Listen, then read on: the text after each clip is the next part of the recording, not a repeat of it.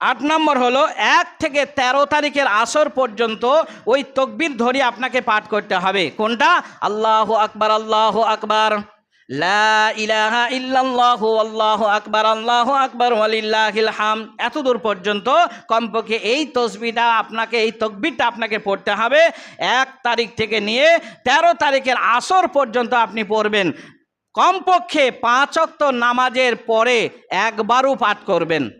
অন্যান্য সময় পড়বেন, যেমন সাহাবা ইকরামদের থেকে অনেক হাদিস পাওয়া যায় যে সাহাবা ইকরামরা করতেন কি, বাজার ঘাটে যখন যেতেন তখনও তাকবীর ধ্বনি পড়তেন, আল্লাহু আকবার, লা ইলাহা ইল্লাল্লাহু, আল্লাহু আকবার ওয়ালিল্লাহিল হামদ। এইভাবে রাস্তায় চলছেন, পড়তে পড়তে যাচ্ছেন, বাজারে গিয়েছেন, সেখানে পড়ছেন।